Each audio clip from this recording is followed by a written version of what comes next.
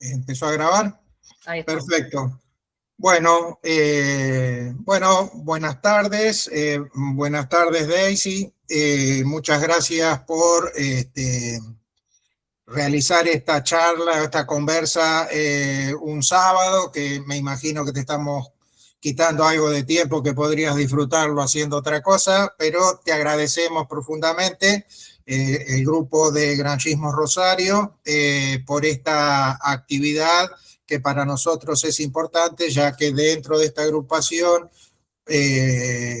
Gramsci, José Carlos Mariátegui, Paulo Freire son parte importante en nuestro proceso de formación. Así que agradecemos profundamente esta conversación que vas a realizar.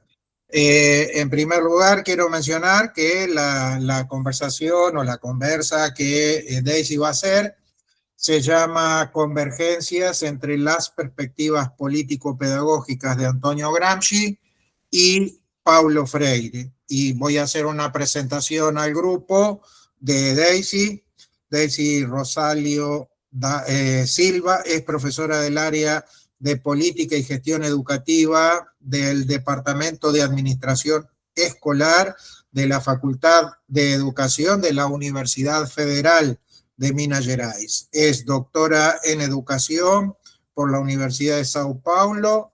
Realizó una estancia doctoral en Roma en la Universidad degli Studi Roma 3 con beca de la CAPES 2014-2015.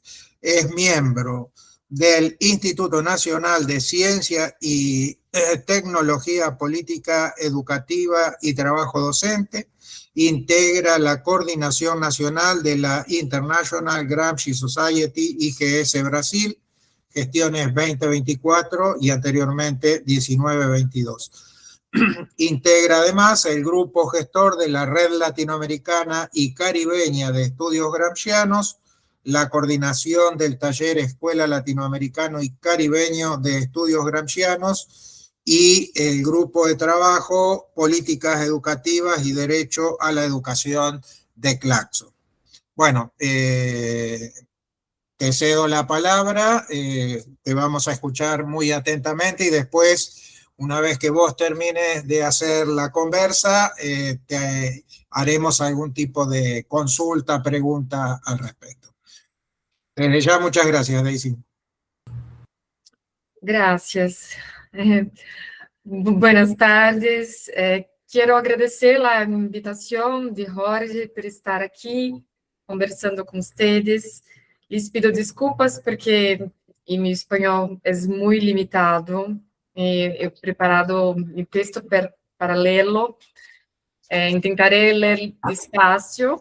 E sintam-se com total liberdade para avisar-me em qualquer momento se não entende algo e vuelvo sobre ello. Para começar, vamos analisar os pontos de acercamento entre o pensamento de Paulo Freire e Antônio Gramsci em campo da educação. A ideia é destacar como estes dois autores de contextos distintos elaboram concepções que dialogam entre si, especialmente em la forma em que entende ao ser humano, a sociedade e o papel da educação. A partir de ello, nos interessa compreender como estas concepções configuram um determinado ideal de formação, é decir, que tipo de sujeito se busca formar e com que finalidade social e política.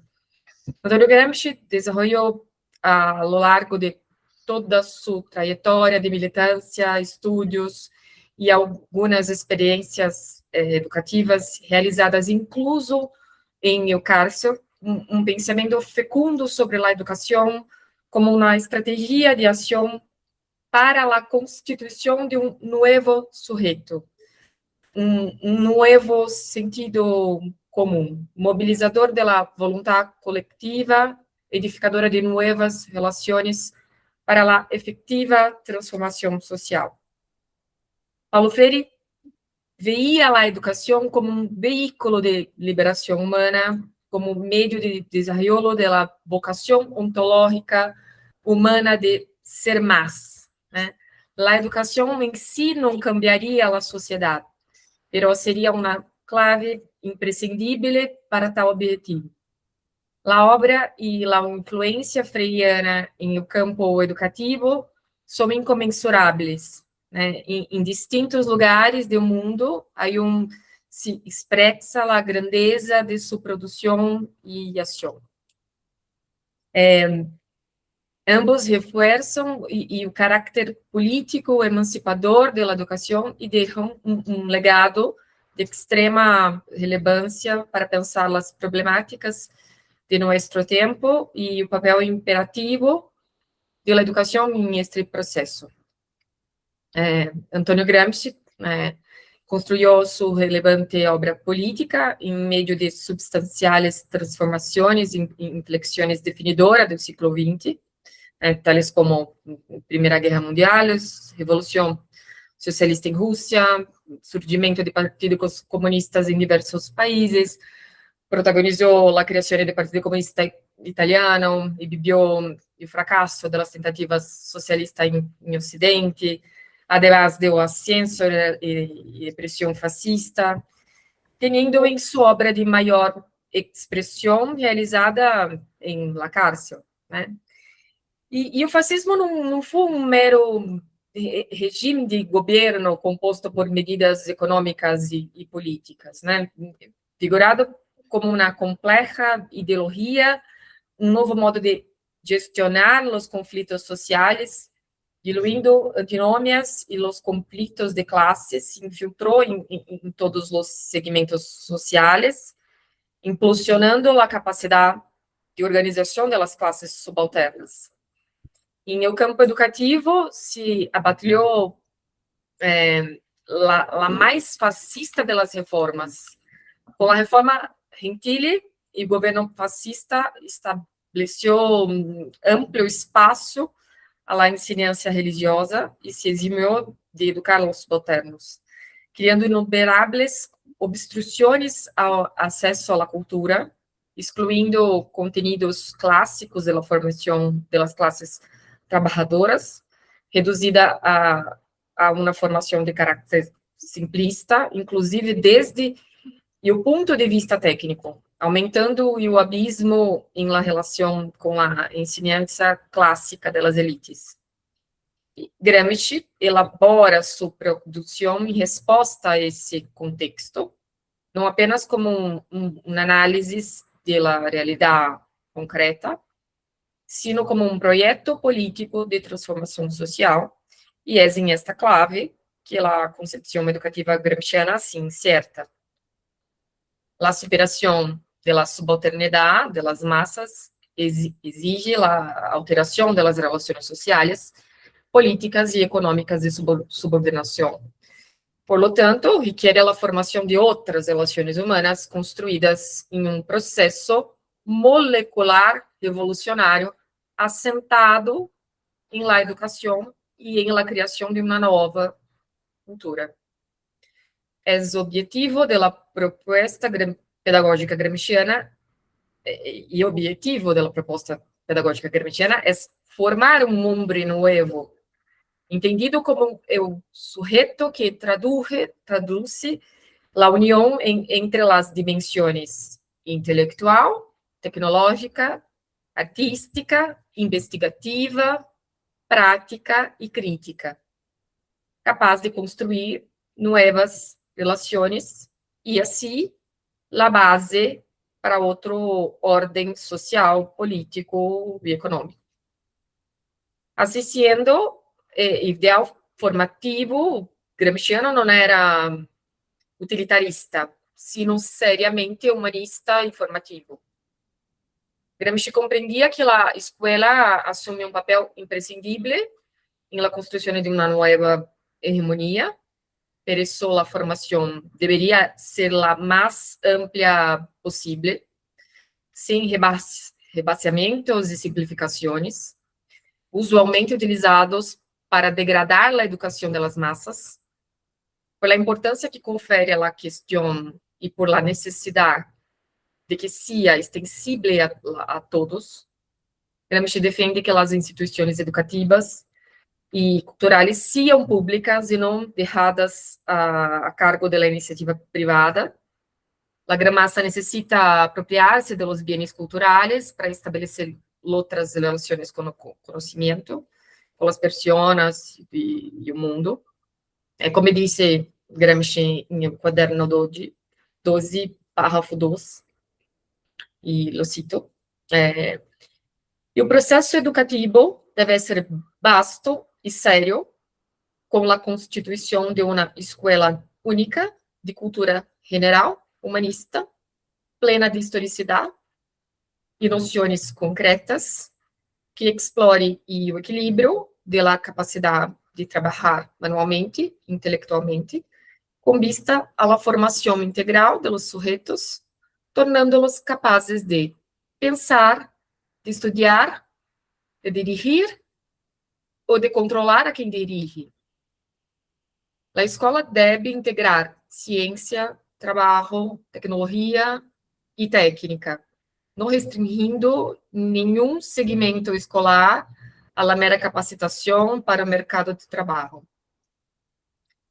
E trabalho pedagógico não pode eximir-se de intencionalidade, por la tarefa que dispõe em la preparação de los indivíduos para a autonomia intelectual e prática. Nem o conhecimento de los indivíduos para a autonomia, nem o conhecimento, nem a autonomia são inatos, são constituídos historicamente. Por isso, a ensinança não pode ser relegada ao espontaneísmo. A ausência de diretividade, em la prática, significa a renúncia a educar os sujeitos. A direção prevê o uso da autoridade, da disciplina e de certa doses de coerção, principalmente durante o início do recorrido educativo, em la fase de predominante anomia, pero não de modo arbitrário, sino como instrumentos necessários para a elevação do sujeito, como dice no Quaderno 12, parágrafo 1. Entretanto, a educação não pode dar-se de modo receptivo. É importante que os alunos participem ativamente, de modo crescente, em toda a sua trajetória escolar, ampliando a responsabilidade e a autonomia. Para ele, forma e conteúdo compõem uma diada fundamental, que não podia ser segregada, assim como teoria e prática, a despeito do compromisso de um objetivo maior da educação.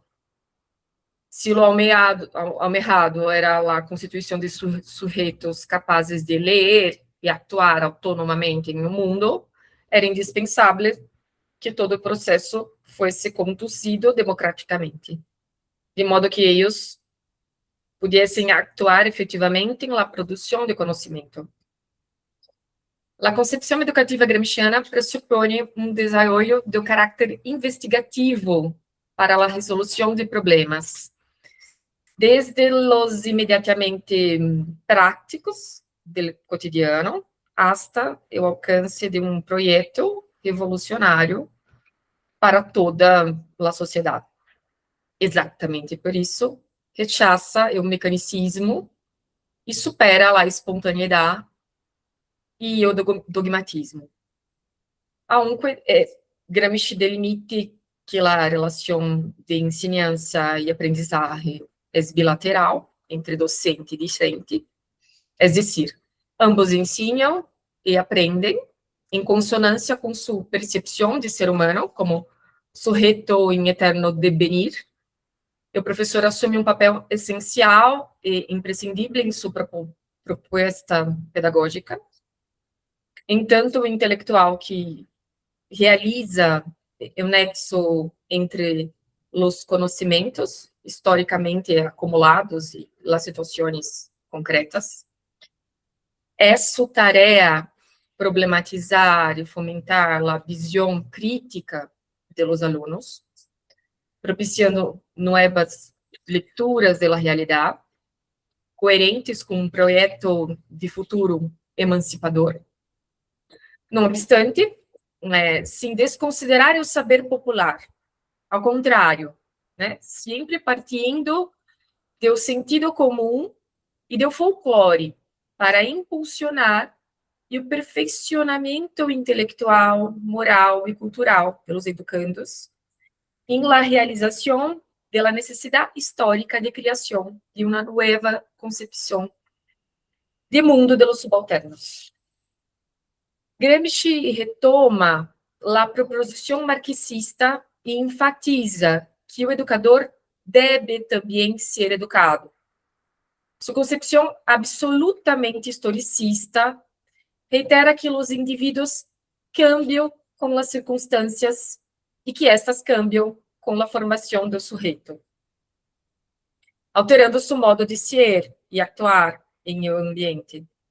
De esta maneira, entende que o desenvolvimento intelectual e moral das massas deve ser quantitativo e qualitativo, de modo que, com a elevação cultural e educativa da população, se agregue valor e força à luta, que com a criação de intelectuais orgânicos, as classes subalternas aumentem o campo de sua influência em la sociedade, propiciando a evolução de um novo sentido comum, fomentador da voluntade coletiva necessária para a conquista e mantenimento da hegemonia popular.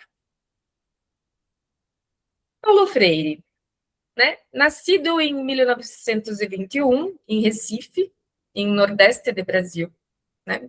Freire viveu desde sua infância as consequências da pobreza e das desigualdades sociais, especialmente durante a crise econômica dos anos 30.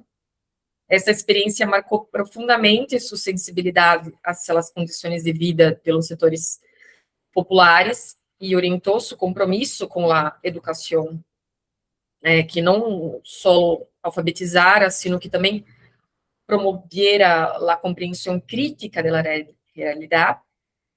Em los anos 60, Freire desenvolveu suas primeiras experiências sistemáticas de alfabetização de adultos, destacando-se ao trabalho realizado em Andicos, em o estado de Rio Grande do Norte, onde logrou alfabetizar a trabalhadores em um curto período de tempo a partir de um método inovador. Este método se basava em um uso de palavras generadoras extraídas de um universo vocabular dos próprios participantes, no que permitia articular o aprendizagem da leitura e a escritura com a reflexão sobre suas condições de vida. Esta experiência teve grande repercussão, mas foi interrompida por o golpe militar, né, de 1964, tras o qual Freire foi encarcelado e posteriormente obrigado ao exílio. Né. Durante seu exílio, Freire viveu em países como Chile, onde trabalhou com programas de educação popular, e mais tarde, né, em Estados Unidos, Suíça, vinculado a organismos internacionais. Foi nesse contexto que escreveu sua obra, talvez mais influente, Pedagogia do Oprimido, de 70, que sistematiza sua concepção da educação como prática de liberdade. Seu pensamento se difundiu ampliamente na América Latina e em outros continentes, convertendo-se em uma referência central pelos movimentos de educação popular e pedagogia crítica. Né? Ao regressar ao Brasil, na década de 80, né, Freire participou ativamente na reconstrução democrática do país, ocupando cargos públicos e construindo a formulação, contribuindo pela formulação, né, de políticas educativas. Seu legado se inscreve em uma perspectiva que concibe a educação como um espaço de disputa pela hegemonia, né, em um sentido claramente gramsciano, em o que se formam sujeitos capazes de elaborar criticamente, né, sua concepção de mundo. Neste modo, sua biografia não só ilustra, né, em sua trajetória intelectual, sino também su compromisso político e ético com a emancipação, né, dos setores historicamente oprimidos.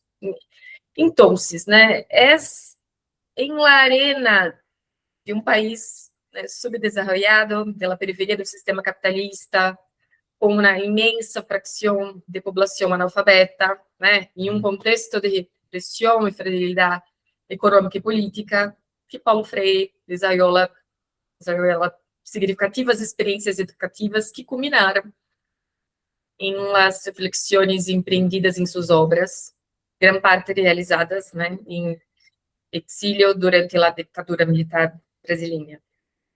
E o principal objetivo da educação para Paulo Freire é tornar ao indivíduo capaz de ler o mundo para transformá-lo. Creia que a educação necessitava ter um papel liberador. Era um artifício indispensável de la inserção crítica, capaz de trazer cambios reais a las injustiças humanas, né? Para eu, e compromisso político antecede qualquer opção metodológica.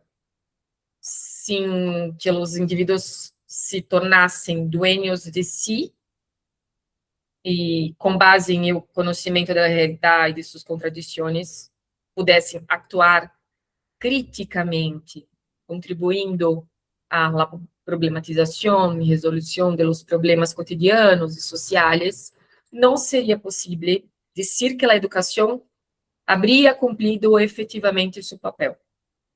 Compreendia que a educação jamais é neutra e, por lo tanto, exige posicionamento sobre a favor de quem se luta, né? A opção freiriana era por los harapientos do mundo, como dizia, a opção exatamente contra a desigualdade social.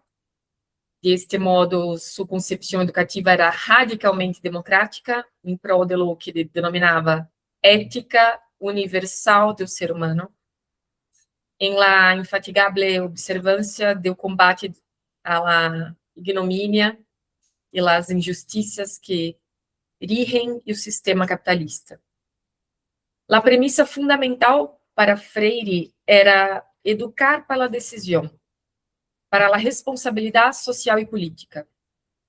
Coerentemente, defendia a educação pública, a formação integral, sem separação entre saber intelectual e técnico, anclada em um processo educativo democrático que reforce a curiosidade crítica e a insubmissão.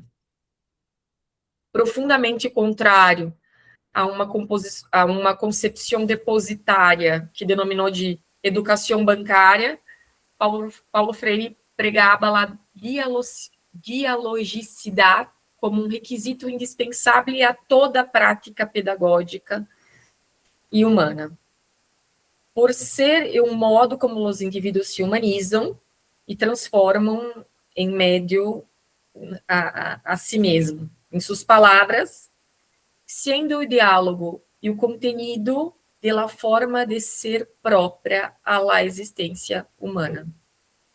Deste modo, a prática educativa não poderia ser de extensão, como se só os educadores fossem detentores de conhecimento e saberes válidos. Preconizava a rigorosidade ética em la tarefa docente como elemento irrenunciável, que necessitava ser testemunhado em la prática, vivido em cada eleição de modo de como conduzir os conteúdos, relacionar-se com os educandos como sujeitos cognoscentes e possibilitar espaço efetivo de voz e participação em aula. Freire entendia todo ser humano como capaz e portador de conhecimentos, pero em caráter inconcluso, sempre capaz de ser mais e de aprender em la relação com o outro. Exatamente por isso, era absolutamente contrário à visão inferiorizada dos indivíduos menos escolarizados e menos favorecidos economicamente. Enfatizava que, em suas palavras, eu respeito a autonomia e a dignidade de cada um é um imperativo ético e não um favor que podemos ou não conceder uns a outros. Considerava que essa desconfiança em la capacidade reflexiva do homem simples pressuponia a absolutização da ignorância e contrariava o próprio princípio pedagógico de búsqueda de conhecimento que nos constitui como humanos em nossa relação com o mundo. Reiterava que o ser humano não é um ser, que o ser humano é um ser inacabado, pero nunca vazio, lo que permite que aprenda e ensine, busque, crie, reflexione, construa e transforme. Por isso, creia em uma educação contínua. Em suas palavras, em conclusão do ser, que se sabe como tal, donde se funda a educação como processo permanente. E defendia uma educação problematizadora, uma educação crítica, coerente, com a vocação histórica do homem de ser mais. Entendia que a cotidianidade da experiência tem os saberes dos grupos populares e não pode deixar de ser considerada em os processos de ensinança-aprendizagem, de conscientização e compreensão teórica de essa prática, para propiciar elaborações mais rigorosas e críticas, fomentadoras de uma nova praxis. Sin embargo, reafirmava a necessidade da disciplina e o papel essencial do professor como mediador, com, em suas palavras, liderazgo radicalmente democrático, em um processo de produção de conhecimento que ocorre de modo sistemático. Assim, a posição freiriana não é favorável ao espontaneísmo. Puntualizava, em suas palavras, especificamente humana, a educação é genesiológica, é diretiva, por isso política. Por lo tanto, ensinar exige rigorosidade metódica. Não pode ser derrada ao fortuito sabor do acaso, nem como efeito de um discurso bancário. Transferidor de conhecimento. Deve, por o contrário, ser fruto mediado de incessante indagação, búsqueda e investigação, de modo de estimular em los sujeitos uma mirada curiosa e incansável sobre o mundo, permitindo-los poner em dúvida postulados não questionados. A esse respeito, interessante, existe uma correspondência de Antônio Gramsci, que escreveu, dirigida a sua cunhada, Tatiana, fechada em 15 de dezembro de 1930, que retrata o modo em que considera que devem ser tratadas as linhas e os ninhos, em o qual afirma, cito, penso que é bueno tratar os ninhos como seres que já raciocinam e com quienes se habla seriamente, incluso sobre os assuntos mais sérios. Isto les causa uma impressão muito profunda. Fortalece o caráter e, especialmente, evita que a formação do ninho quede ao arbítrio das impressões do ambiente e a mecânica de los regalarcios fortuitos. De um mesmo modo, como señala Antônio Gramsci em o quaderno 14, parágrafo 69. Não se quer repetir e o gastado lugar comum de que todos os sábios são autodidactas, em la medida que a educação é autonomia e não um impulso que viene de fora, lugar comum, tendencioso, que conduz a não organizar nenhum aparato de cultura e a negar a los pobres e o tempo que deve ser dedicado a los estudios. Né? Assim, como Freire, né? Os conceitos de dodicência e de docência, em essa relação docente-discente, freirianos explicitam sua concepção pedagógica edificada em o diálogo. E o conhecimento se construi em essa relação mútua, inseparável entre docente e discente, de intercâmbio de pontos de vista, interpretações, dúvidas, afirmações, discussões e debates. Defende que, em suas palavras, solamente o diálogo, que implica um pensar crítico, é capaz também de generá-lo. Sem eu não há comunicação, e sem esta não há verdadeira educação. Freire afirma que o processo de ensinança e aprendizagem requer algumas exigências que não podem deixar de ser subsumidas. Em sua acepção, ensinar exige percepção da realidade, investigação, rigorosidade metódica, criticidade, ética, estética, amorosidade, respeito a todos os sujeitos involucrados, coerência entre ação e discurso, compromisso, disposição ao diálogo, reconhecimento da incompletude humana, humildade, tolerância, toma de decisões conscientes, liberdade e autoridade.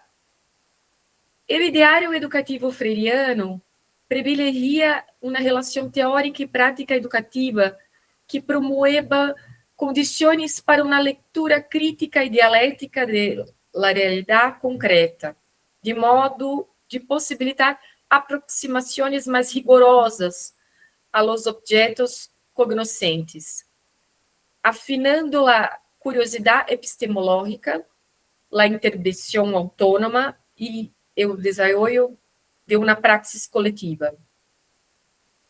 E o nexo entre Gramsci e Freire, terrido em um hilo de uma pedagogia política para a emancipação. Né? E as concordâncias observadas entre os autores não são fortuitas, nem meramente coincidentes de uma leitura similar do sistema opressivo que organiza a sociedade. Gramsci se constituiu em uma importante referência para Paulo Freire. Paulo Freire teve seu primeiro contato com a obra de Gramsci a finais dos anos 60, durante o exílio em Chile. E legou as manos por intermédio de companheiros a versão temática de alguns passagens de los cadernos gramscianos editados em la obra Literatura e Vida Nacional. As referências diretas a Gramsci aparecem em algumas obras de Freire, especialmente em aquelas resultantes de diálogos, conferências e experiências educativas posteriormente publicadas, como em Uno na Pedagogia de la Pergunta, que saiu em 85, La Importância do Ato de Ler, 81, Miedo e Ousadia, Lo Cotidiano do Professor, não para de 87, e Pedagogia de la Tolerância, 95.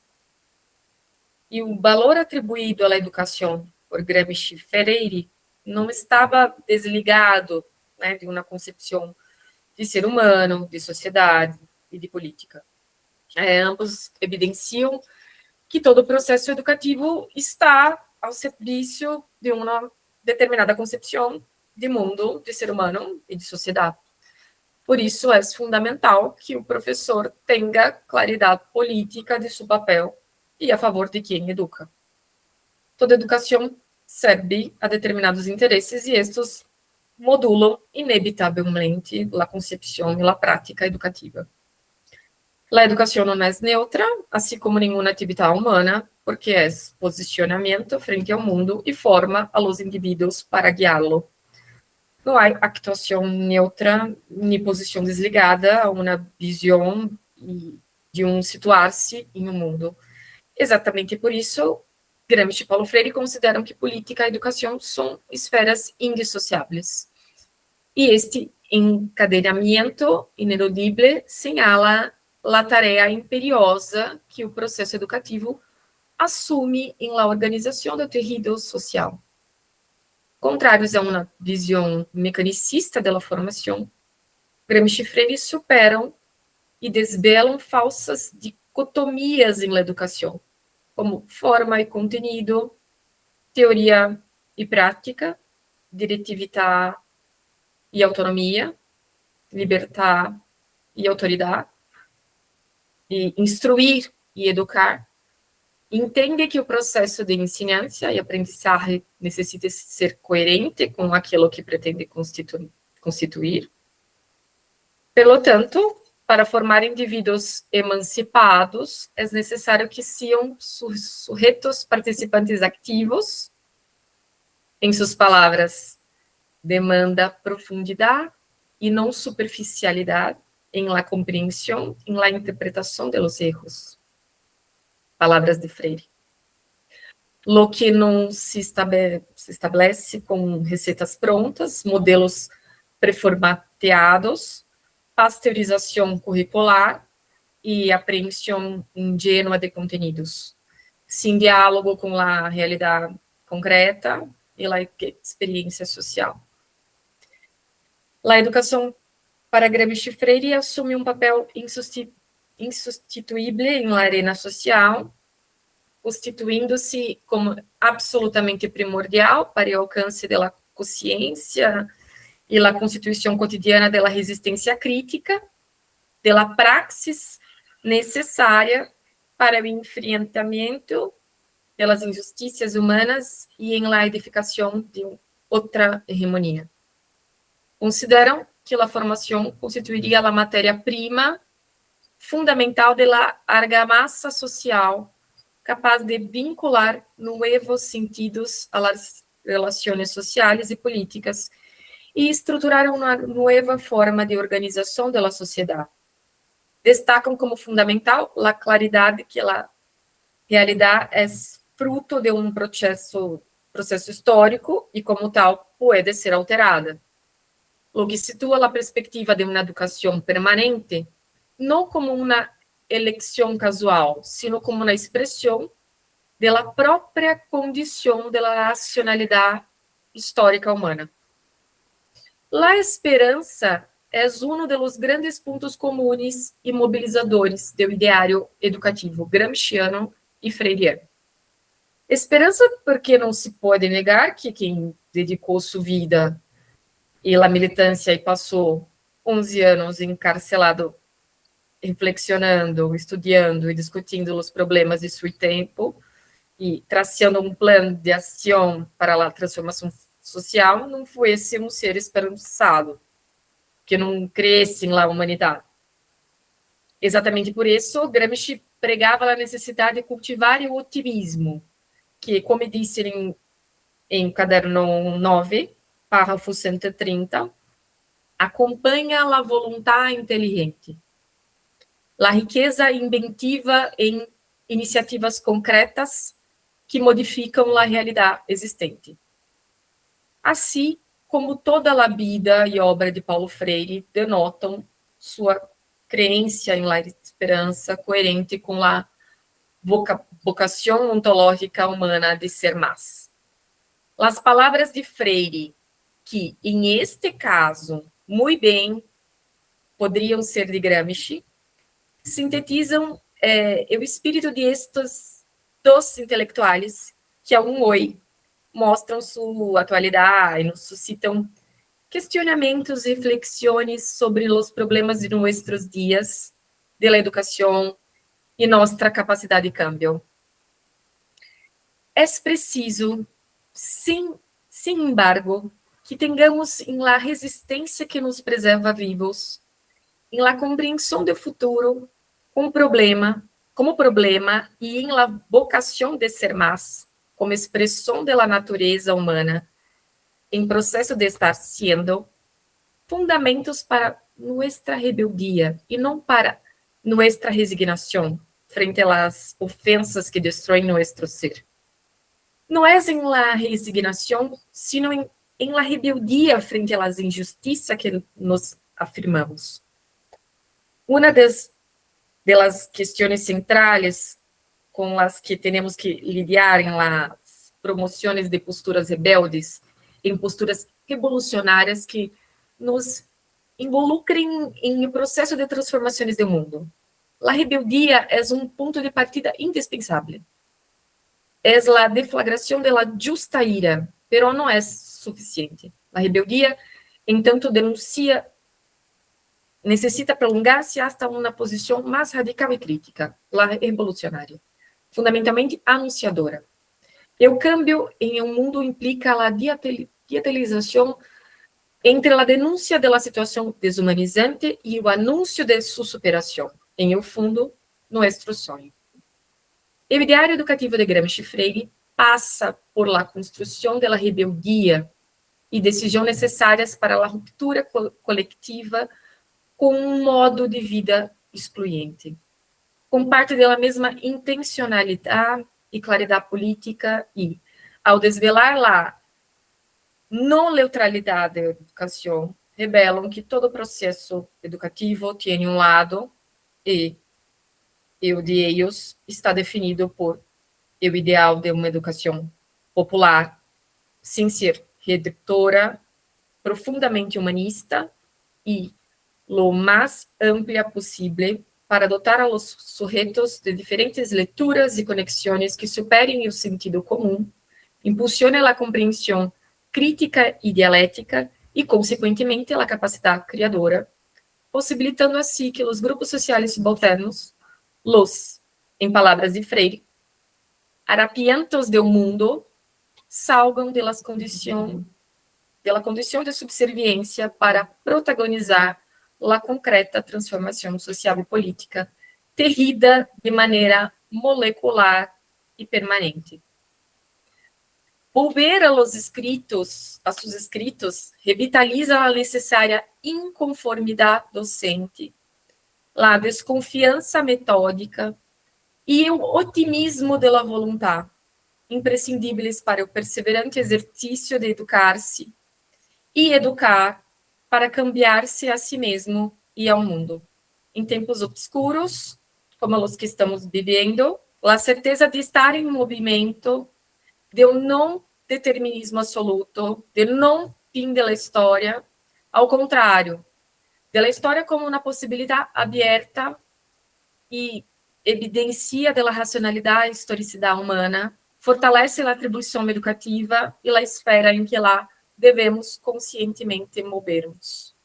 Antônio Gramsci Paulo Freire entende que a educação lhe compete a irrevogável e permanente tarefa de enfrentamento coletivo cotidiano, de duros obstáculos, realidades e contradições em favor da construção coletiva de um novo ser humano, capaz de edificar novas relações e tejer, junto com tantas outras manos, corações e mentes, uma nova história emancipadora humana.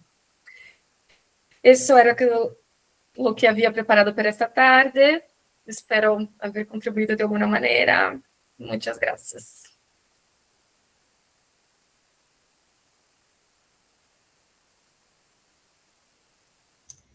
Bueno, gracias Daisy. Muy interesante tu exposición. Para nosotros este tipo de vínculos es muy importante. Justo el año pasado habíamos revisado nuevamente la pedagogía del oprimido y habíamos trabajado también con otro texto. Y siempre este tipo de aportes que apuntan a la liberación de los seres humanos de la situación de opresión es realmente interesante. Así que agradezco tu aporte el día de hoy y le paso a los compañeros y compañeras si quieren hacer alguna pregunta al respecto.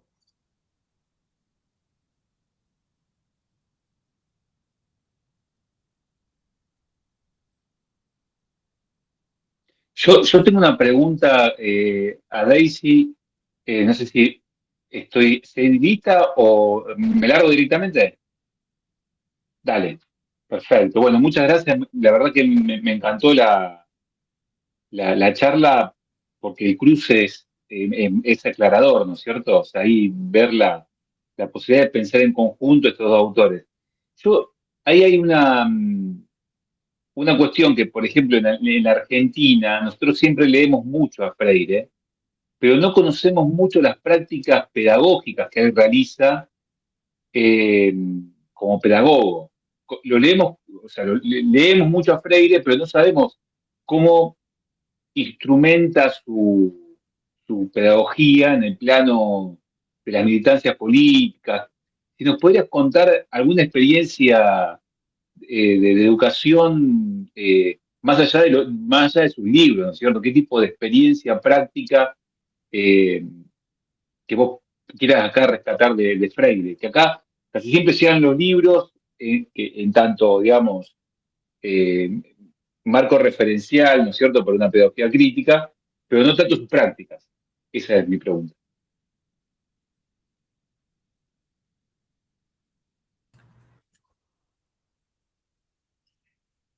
Se eu falar em português, vocês entendem? Sim? Não. Si usted habla portugués, yo hago una traducción. Sim! Não, porque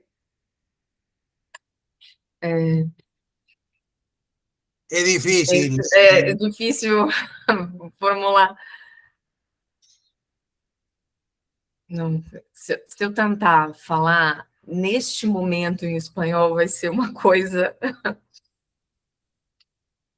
talvez, o que ficou mais de experiência, o que ficou de fato conhecido como método, né, Paulo Freire, foi a experiência mais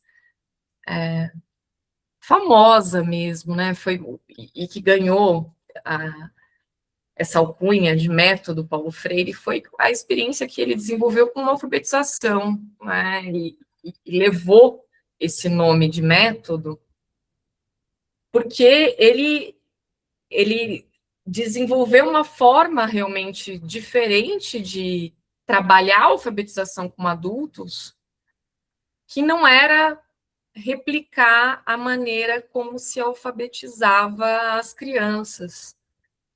Eu falei rapidamente sobre isso, de usar a partir de palavras giradoras, e a ideia era, de fato, assim, então, a partir do que os trabalhadores, né, então, trazia, por exemplo, tijolo, né, com quem trabalhava ali com construção, então, a partir de palavras que tinham um significado ali de trabalho, e eles abriam para um debate mesmo, e isso se abria para uma discussão sobre condições de trabalho, de repente. Então, eram a partir de palavras que tinham relação com o trabalho que eles desenvolviam. Então, poderia ser tijolo, obra, construção, né?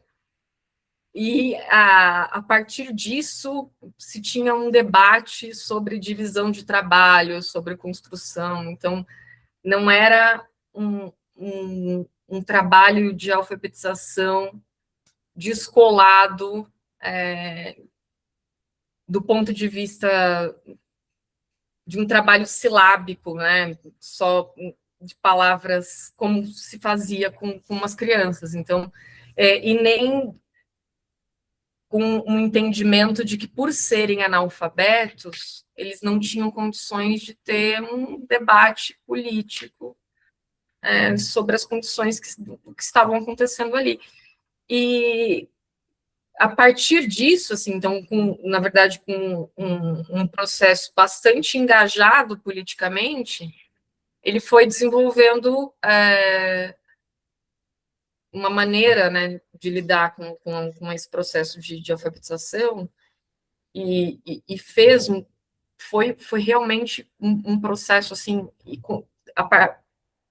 isso que ficou conhecido, né, então, trazendo de uma maneira muito, muito breve, ficou conhecido como sendo o método Paulo Freire para alfabetização. Isso se ampliou, né, para outras formas de atuação, e o que começa essa experiência que, em princípio, né, em Angicos, nessa cidade, no Rio Grande do Norte, mas, assim, num espaço de tempo bastante reduzido, consegue um trabalho de alfabetização com um número muito ampliado de adultos. Isso vai sendo replicado e se associa a outras manifestações de trabalhos culturais também, né?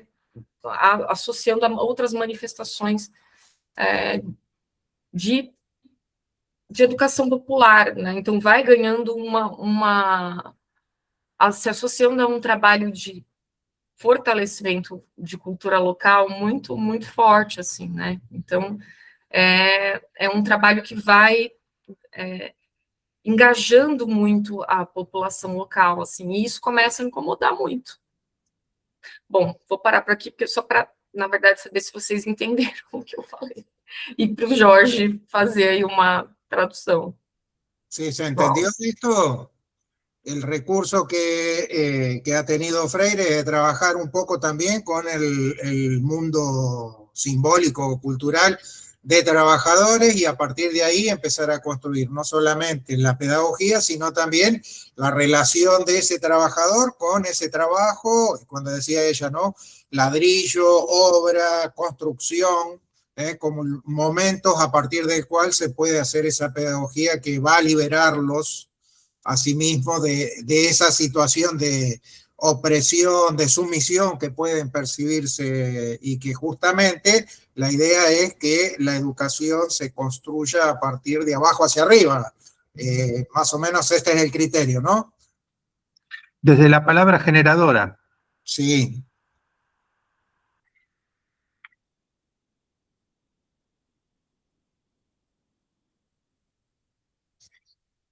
¿Otra pregunta?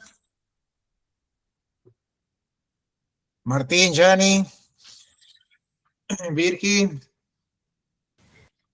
Bueno, yo pregunta, ¿no? Pero agradecerte por esta charla, por compartirnos esto y, bueno, recuperar un poco lo que decía Manu muchas veces desde lo teórico leemos a Freire y esto de pensarlo en la práctica, bueno, en mi caso particular y mis compañeros recién estamos iniciando el camino, encontrando, digamos, en las escuelas algunos desafíos, y me parece que estas instancias son oxigenadoras, digamos, para poder hacer un poco frente a esa posición ahí más cómoda de lo indignado y de poder pensar esta energía de la que vos hablabas, que nos permite, yo creo que, digamos, la cuestión práctica, o por lo que entiendo de lo que estamos charlando,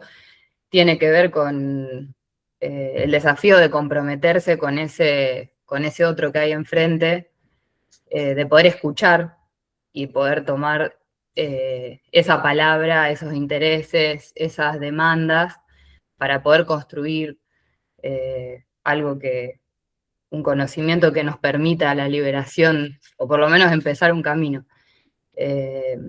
Y bueno, el elemento de pensar la palabra generadora como herramienta para trabajar en ese aspecto me parece importante, y bueno, muy interesante todo lo que nos compartiste.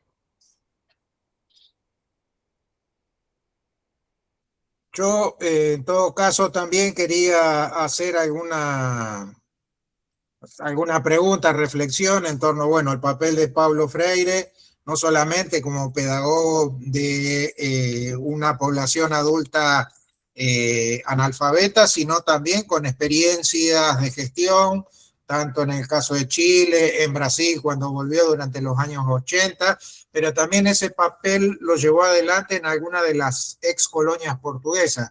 Creo que fue en Angola, donde también, o Mozambique, en una de las dos, donde tuvo una participación muy importante en la construcción de un programa de alfabetización. ¿Es así esa temática? Si vos manejás algo de eso o conocés algo de esa experiencia africana, si la podrías contar.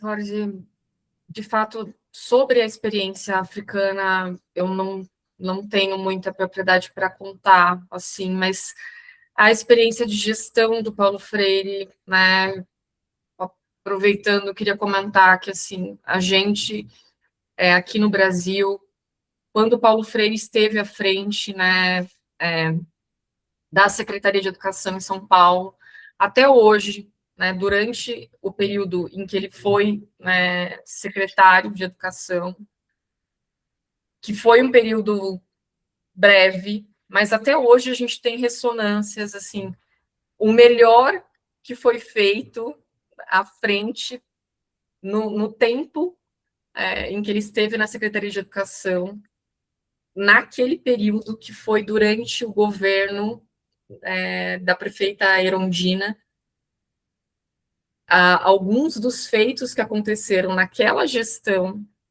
a gente ainda sente efeitos até hoje. Outras gestões aconteceram com desmontes, sucateamentos, mas algumas mudanças, alguns acontecimentos que eles realizaram ali, né, foi naquela gestão, e a experiência que eles fizeram, e agora, se eu não me engano, me veio a lembrança que talvez foi a experiência com o MOVA que inspirou, né, essa experiência aí em Angola, que foi a implementação com uma política implementada aí, na época, quando ele estava na Secretaria de Estado em São Paulo, como uma política estadual, na época,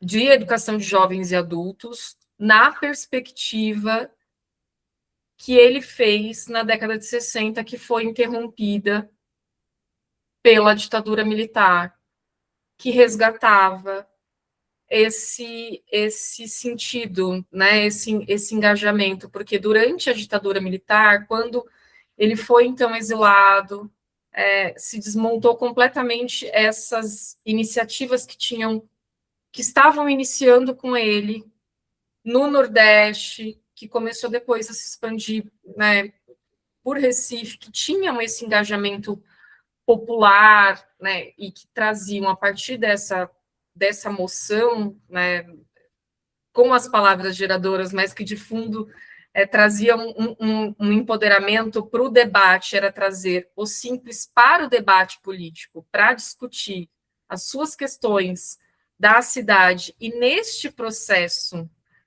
alfabetizar também, né? Era uma alfabetização que não era só letrada, era uma alfabetização política junto. Isso foi completamente acabado durante, né, esse período, e que foi substituído por um programa chamado Mobral, que era o exato oposto. Virou até uma forma de xingamento, tanto que as pessoas, para ofender as outras, porque o programa era feito de uma forma que os sujeitos se sentiam tão... era como se pegassem as cartilhas das crianças, assim, e para os adultos ficarem copiando lá as letrinhas. Não tinha formação de professores, na verdade eram, às vezes, espaços em fundo de sala, numa igreja, que se colocava ali, e era completamente descontextualizado o ensino, e virou uma forma de ofender alguém, era chamar a pessoa de Mobral.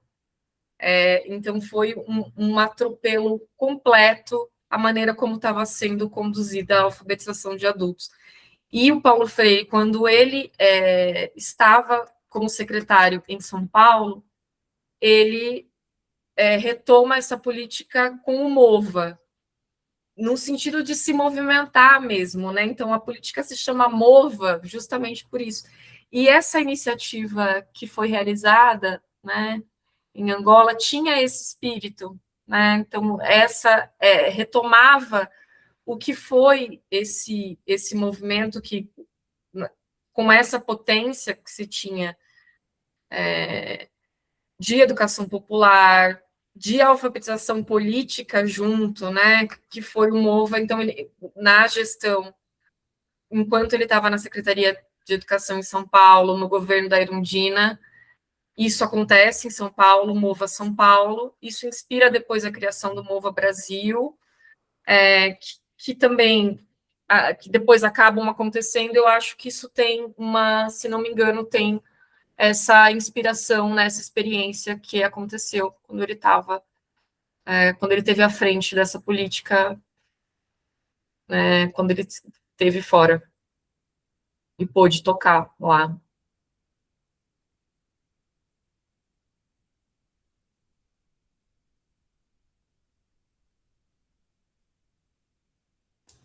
Deu para entender, gente?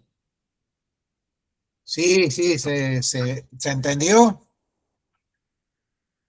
Sí. No sé si hay alguna otra pregunta, si no yo hago otra intervención.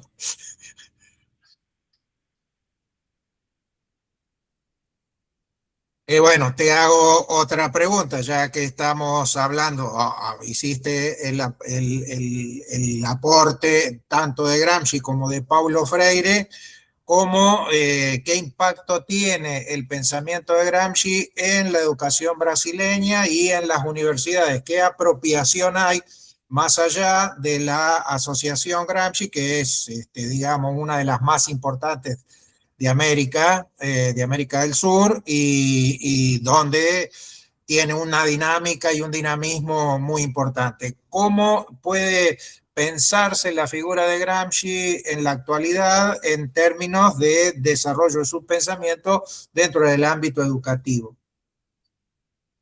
en Brasil? De fato, a IGS Brasil, ela, pelo próprio tamanho, né, acho que não teria muito como ser diferente. Nosso país é um país continental, a IGS Brasil, ela é, se não me engano, a maior em tamanho mesmo, né? A gente tem uma expressividade, não sei se a gente pode dizer que, de fato, na universidade, em todos os locais, assim, Gramsci está presente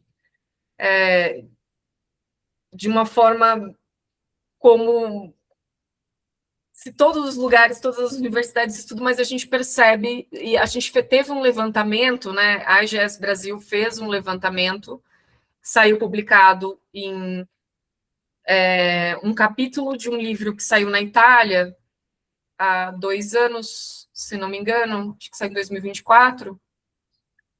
Acho que eu estou até com ele aqui, fácil. Vou mostrar aqui para vocês. Gramsci em Brasil, que um exemplo, né, de tradutibilidade filosófica, que fala sobre, né, esse tamanho, na verdade, um pouco das pesquisas e as áreas, os setores em que se tem grupos de estudos gramscianos aqui no Brasil, né? E a gente, nesse mapeamento que saiu, aparece em todas as áreas, assim, a gente se surpreendeu que até em biológicas tinha, e realmente na área de humanas é o maior número, e dessas áreas a educação é a que mais aparece. Então tem uma expressividade, sim, a gente nota que é usado enquanto um referencial em algumas discussões, nem sempre enquanto um objeto mesmo, né, de estudo, mas enquanto um referencial teórico. Então, ele tem uma certa expressividade. mas é difícil dizer, efetivamente, mapear o quanto, na prática, isso se expressa, assim, em termos de influência no campo teórico aqui, né? Resgatando até aqui um número exato para vocês do que saiu. Falando na minha universidade, por exemplo, né, é um campo bastante minoritário, assim, né?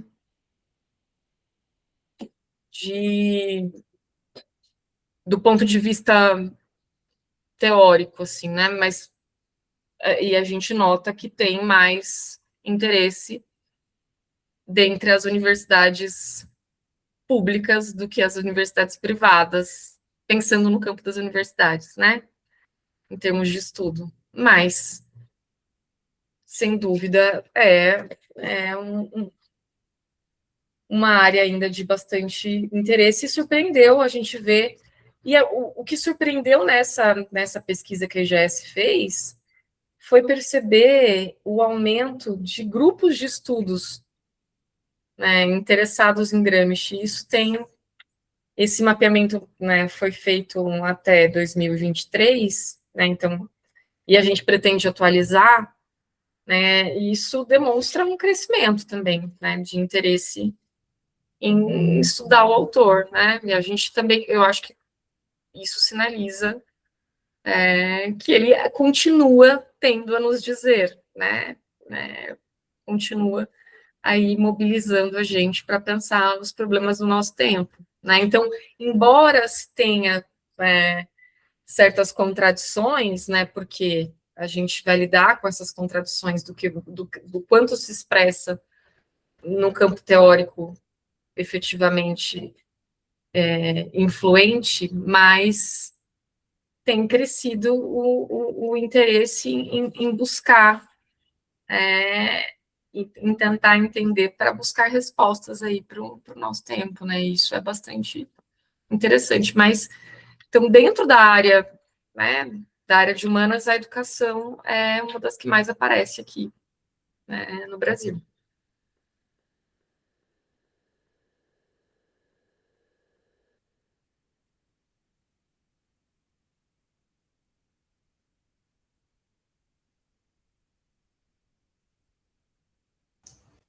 ¿Alguien quiere hacer alguna otra pregunta? ¿Algún comentario? Yo tengo una pregunta, pero es una pregunta difícil, como nada, a ver, me parece que es difícil, por lo menos yo le estoy pensando.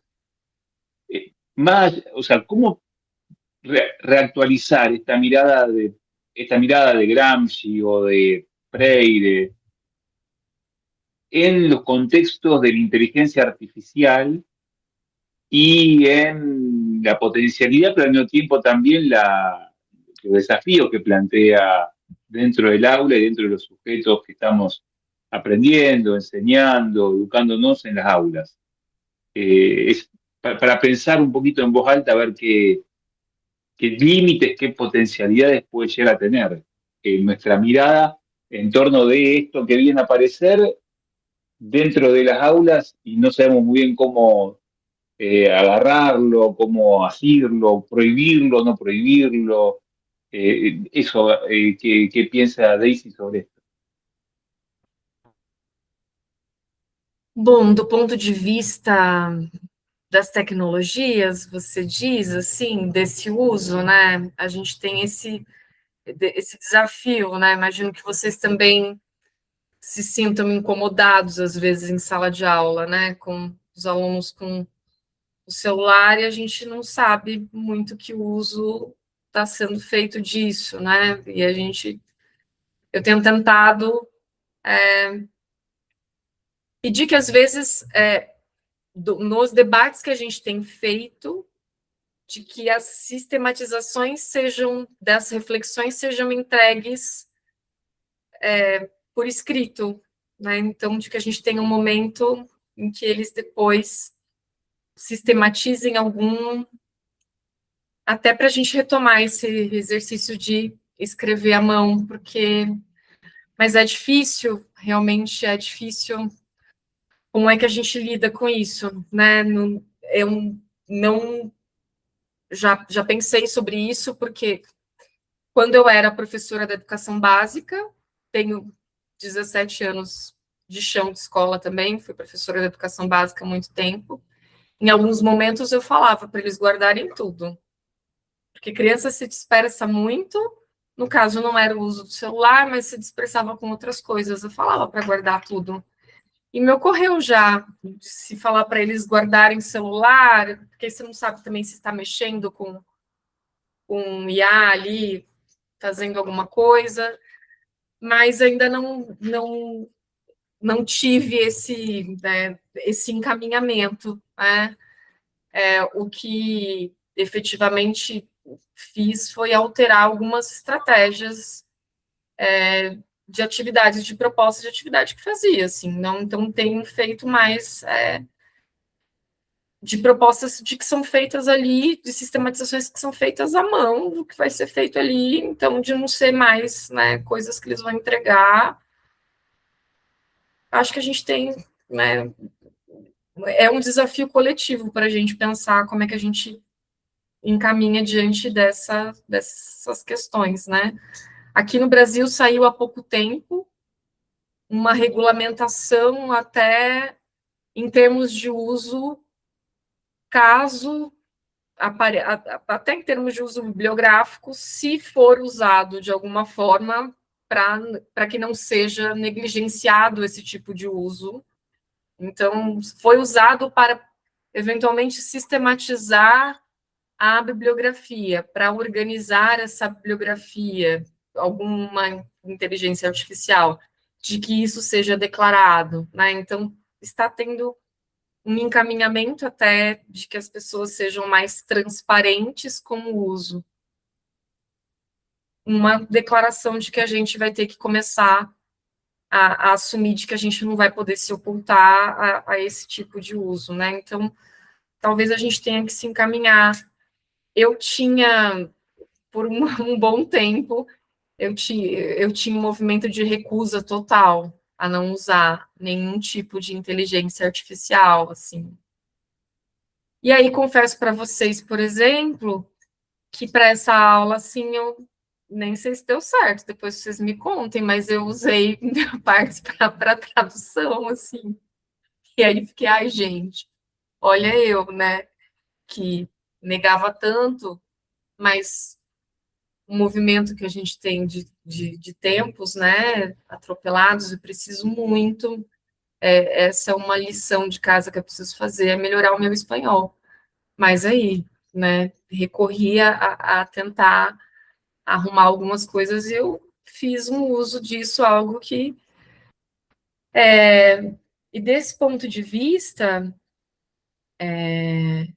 eu acho que o Gramsci também nos ajuda, teoricamente, até a lidar com isso, assim, né? Eu acho que ele tem acenos ali, Caderno 22, que eu acho que ajuda a gente a refletir sobre elementos aí, sobre essas questões de novas tecnologias, que eu acho que pode ter acenos importantes para a gente pensar a esse respeito, assim, né?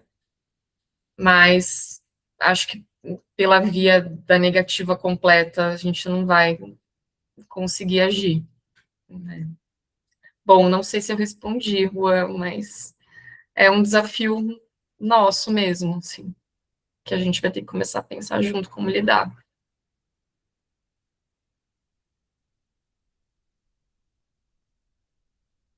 Bien, ahí Janina puso, esto es lo que estaba pensando, pero me pareció una respuesta muy difícil, pero cómo pensamos hoy ese tema, ¿no? No son adultos, pero sí adolescentes que no entienden muchas veces lo que leen, que es uno de los grandes inconvenientes que está pasando el día de hoy, que los docentes por ahí damos una bibliografía y hay una escasa comprensión de lo que se lee, ¿no?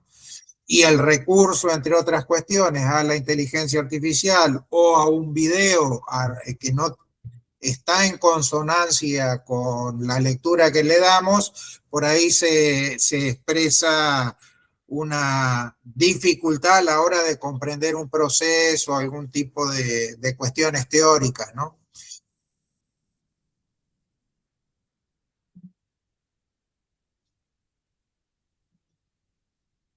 E uma diminuição de foco, de atenção, né? Porque é uma falta de concentração até para a leitura, de fato, né? Afeta essa geração demais, porque, bom, a gente não tinha isso, né? A gente teve uma formação de fato de ficar tempo com, e conseguir ficar com um livro ali lendo, e essa geração não consegue essa concentração.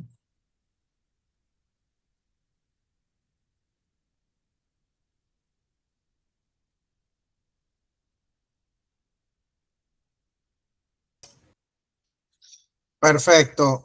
Bueno, no sé si hay más alguna intervención, alguna consulta con Daisy. Sí, Martín, dale. Hola, sí, yo quería, no sé si es tanto una pregunta, pero es algo a veces que es para pensar que cuando se da, por ejemplo, conceptos sobre ciertas cuestiones, en un caso de dar ciudadanía, por ejemplo, me pasó que yo fui a la clase y la idea era desarticular un poco los conceptos que se tienen previamente. Es decir, repensar un poco, por ejemplo, el concepto de ciudadanía, que es algo que a veces se repite mucho en las escuelas como algo de que se asocia a derechos, obligaciones, digamos, de forma automática, pero también busqué cómo desconstruir eso, que ciudadanía equivale necesariamente a derechos, o que más que nada diciendo que la palabra no hace al hecho. Es decir, eso tiene que tener unos significantes, digamos, o sea, es decir, o cuestiones históricas. Yo, por ejemplo, le dije que en momentos que aunque se tenía el concepto de ciudadanía a los chicos, no necesariamente eran derechos, es decir, en la dictadura estaba el concepto de ciudadanía y sin embargo derechos prácticamente nulos. Entonces, es decir, a veces hacerles pensar a los chicos la diferencia del concepto y complejizarles un poco algo que no es tan simple. Es un reto que a veces ellos tienen porque tienen más a veces respuestas medio automáticas, medio de A o B.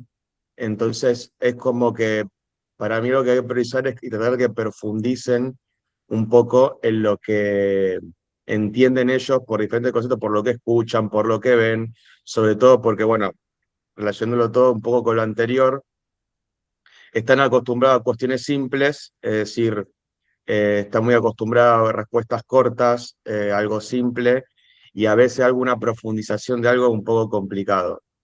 Pero bueno, lo quería agregar como algo para pensar y para que a veces hay que profundizar un poco más. Por eso era más algo para comentar que algo para decir una pregunta. Sim, seguramente.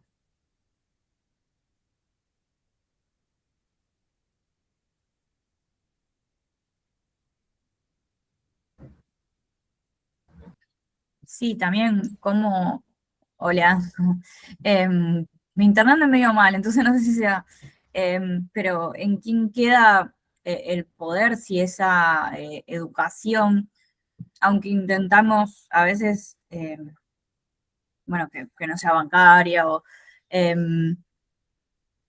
los chicos no pueden comprender por ejemplo, la IA ahora ya llegó a un nivel de resolución de problemas que para nosotros puede ser una buena herramienta quizás por momentos, pero en una etapa formativa mm, genera muchos problemas en ellos y muchas veces, o sea, das clases y no entienden una oración, digamos, o responden o se expresan como si de una forma acotada, digamos. Pero están escolarizados. Y igual así es como si por momentos estuvieran no alfabetizados, digamos. Es como para pensarlo desde Gramsci, también como con quién tiene el poder ahí, digamos,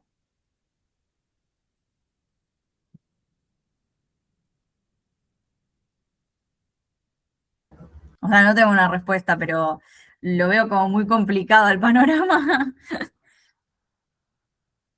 cruzando de estos dos autores, digo. Sí. A veces lo importante no es tener la respuesta, sino que aparezca el problema y tratemos de buscar qué manera tenemos para resolverlo, o en todo caso, qué estrategias podemos desarrollar como para evitar que ese sentido común se mantenga, ¿no? Que creo que es un poco el gran desafío. Bueno, en mi caso ya no, porque estoy terminando el ciclo de formación, pero para las jóvenes generaciones se va a convertir en un tema: qué estrategias tomar o desarrollar para que haya una comprensión, aun cuando la lectura sea mucho menor, pero bueno, estrategias va a haber que conseguir como para que se perciba que es un poquito más complejo, que no es blanco, negro, A y B, ¿no es cierto? No sé, Daisy, si tenés alguna receta, algo para tirarnos. Ah, una receta. Que ideia. Não, se puderem apresentar-se, me gostaria de saber um pouco sobre o grupo. Bueno, dale, empezá, Virgi, presentándote. Bueno, yo me llamo Virginia, Ribeiro viene de allá de tu zona, el apellido. Y bueno, soy profe de historia, graduada del profesorado donde Jorge y Manuel son docentes.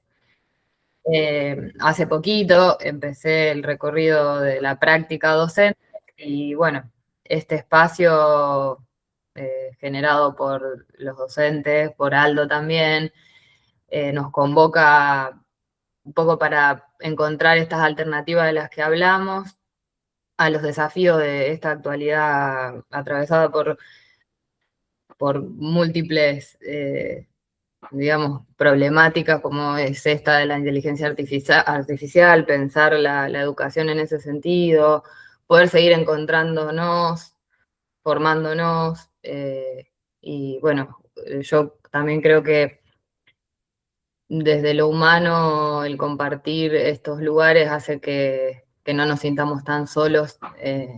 Y bueno, nada, ya no estoy hablando de mí, pero bueno, ese era mi nombre y soy profe de historia y dejo al resto. Ah, ótimo.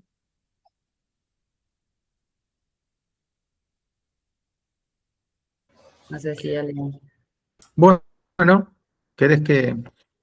Yo soy Aldo y bueno, también integro el grupo de Gramscianos Rosario, que tenemos un proyecto de formación. Uno de los ejes era Freire, el otro Gramsci, bueno, por supuesto Gramsci, y el otro Mariátegui.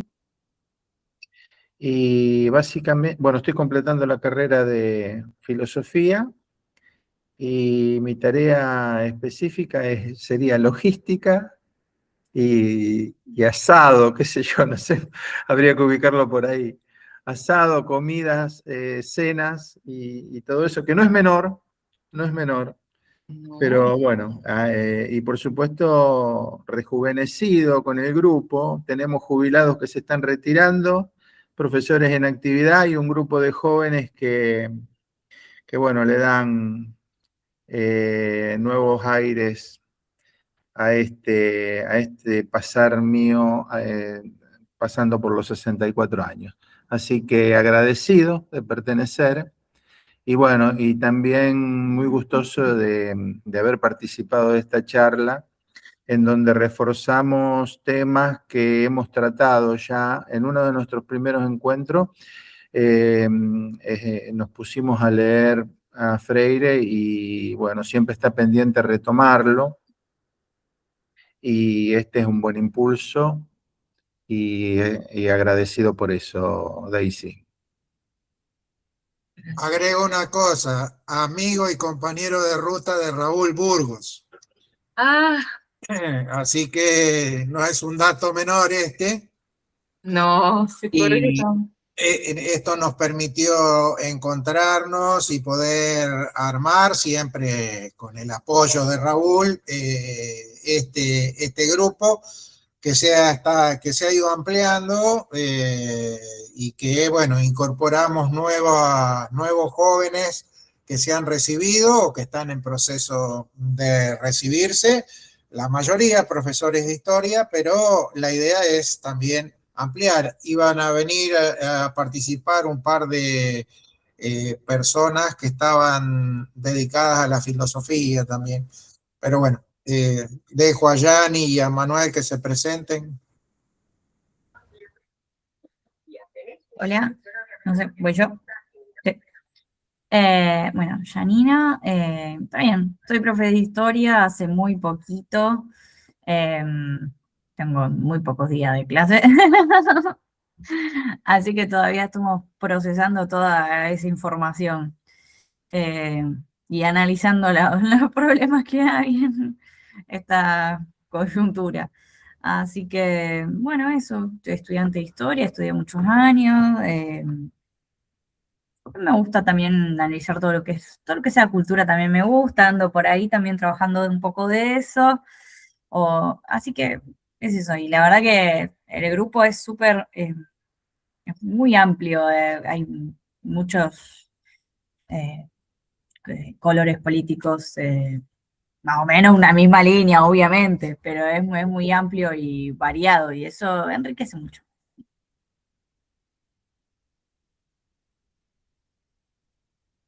Dale, Martíncho. Sí, no me presento porque, bueno, voy a ser breve. Bueno, como ya han dicho las compañías, yo también soy profesor de historia. También recientemente, es decir, desde marzo que arranqué a dar clases. Y bueno, yo lo que busco, o sea, es decir, trato de hacer un poco diferente a lo que por ahí yo he visto cuando yo era chico de clases, ampliando un poco y bueno, a mí me gusta hacer la comparación pasado-presente, es decir, las circunstancias que se puedan comparar para que los chicos puedan no verlo como algo lejano lo que enseño, sino que lo puedan entender en su vida cotidiana, es decir, no cerrándome meramente en algo que pasó, sino en algo que la actualidad es una consecuencia de ese pasado. Y bueno, todavía estoy aprendiendo los métodos, cuándo usar la tecnología, cuándo no, si hay que aplicar juego, cuándo no, o sea, pero bueno, estoy todavía en proceso de aprendizaje en cuanto a métodos. Por eso cuando aclaré algo, no aclaré respuestas porque tampoco considero que las tengo, pero bueno, trato de adaptarme un poco a las circunstancias y a veces también cada grupo a una realidad distinta. Entonces, bueno, me aplico a eso. Y bueno, eso quería decir. Gracias.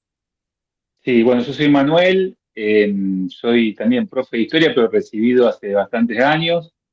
Y bueno, y acá es un grupo muy diverso, como decían los chicos y chicas, y sobre todo que la mayoría somos docentes o estamos transitando o hemos transitado sobre lugares ligados a la docencia, y también al mismo tiempo estamos interesados por cuestiones políticas, por cuestiones ligadas a las prácticas pedagógicas y también a las prácticas políticas, analizar la realidad. Entonces, bueno, un grupo muy variado y muy diverso, pero que medio que estamos como cruzados bastante por Freire y por Gramsci, que es como el lugar Gramsci de alguna manera nos da el lugar de amplitud como para cruzar distintos intereses, cultura, política, las formas este, alternativas, las alternativas al presente, etcétera.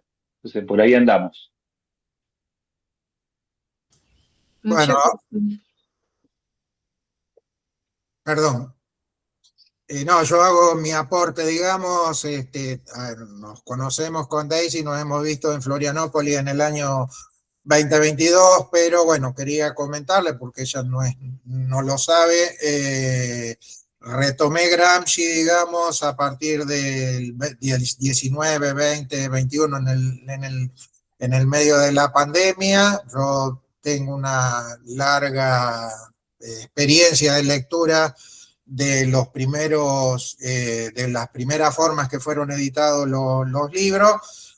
Realicé un seminario de doctorado sobre Gramsci para historiadores, al mismo tiempo también una charla para un partido político local que tiene alguna incidencia gramsciana y que su nombre así lo indica, se llama Ciudad Futura, y más o menos a partir del año 24 fue que hicimos el taller,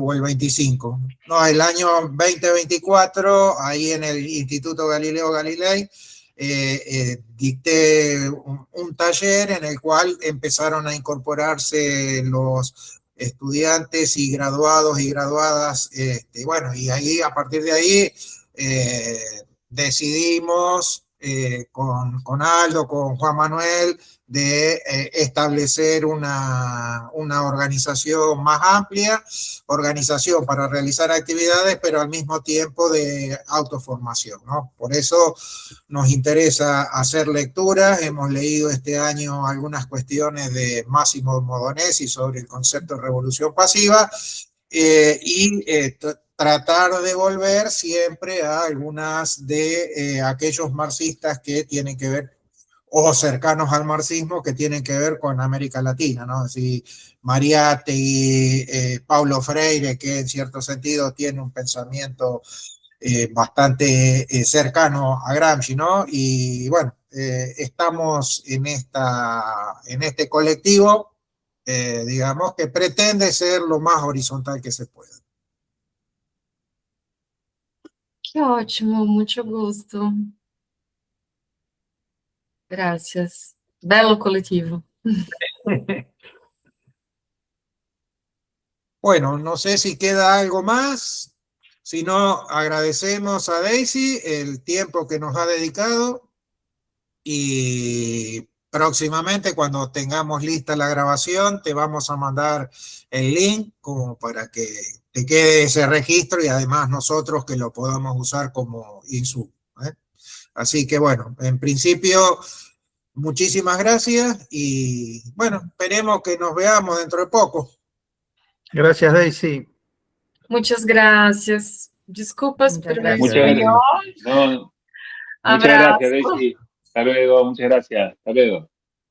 Hasta Chao, luego. gracias. Abrazo. Chao.